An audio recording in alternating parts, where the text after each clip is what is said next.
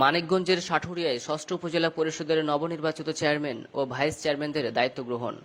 আজ মঙ্গলবার উপজেলা পরিষদের chairman Mohammad Shahjahan Ali Saju, vice chairman Mohammad Sohel Rana ও মহিলা ভাইস চেয়ারম্যান মুন্নি আক্তার সহ একসাথে উপজেলা পরিষদে এসে দায়িত্বভার গ্রহণ করেন।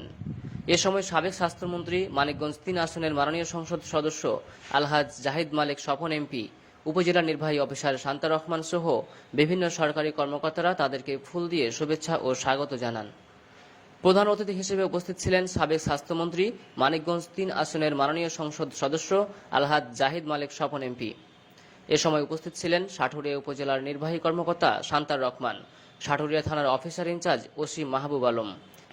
এই সভার সভাপতিত্ব করেন নবনির্বাচিত উপজেলা চেয়ারম্যান মোহাম্মদ শাহজাহান আলী সাজু, উপজেলা প্রশাসনের বিভিন্ন দপ্তরের কর্মকর্তাগণ, সাটুরিয়া উপজেলার বিভিন্ন ইউনিয়ন পরিষদের চেয়ারম্যানবৃন্দু, জনপ্রতিনিধিগণ, রাজনৈতিক নেতৃবৃন্দু ও বিভিন্ন ইউনিয়ন থেকে আগত জনগণ।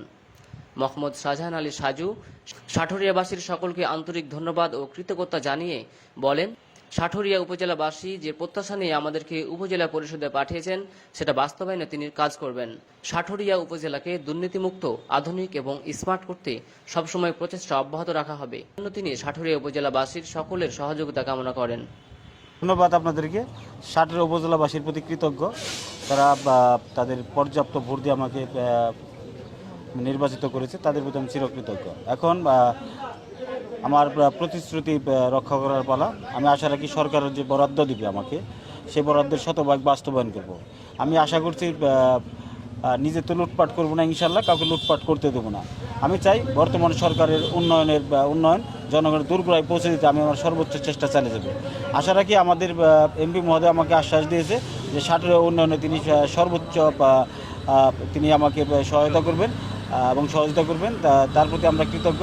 ইনশাল্লাহ মাননীয় সংসদ সদস্য এবং সরকারের যে বরাদ্দ সবটুকু দিয়ে কাজ করলে আগামী 5 বছর ইনশাল্লাহ যে সাটুরিয়াবাসীর যে প্রত্যাশা, সে প্রত্যাশা পূরণ হবে ইনশাল্লাহ। আরেকটা বিষয় সেটা হলো আমরা দেখেছি কিন্তু মাদকটা ছড়িয়ে গেছে, এই বিষয়ে আপনি কি বলবেন?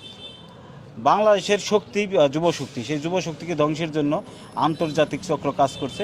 আমরা সামাজিকভাবে আরও বেশি ঐক্যবদ্ধ হব এবং সামাজিকভাবে সচেতন হব, যাতে করে আমাদের ছেলে সন্তান বা ভাই বন্ধুরা যাতে মাদকাসক্ত না হয় সেদিকে খেয়াল রাখবো এবং পরিবারে এটা মুখ্য ভূমিকা পালন করবে এবং উপজেলা পরিষদ পরিবারের সাথে সর্বোচ্চ চেষ্টা করে বা মাদক থেকে ফিরিয়ে একটা সুস্থ ধারার যুব সমাজ গড়ে তুলবে ইনশাল্লাহ।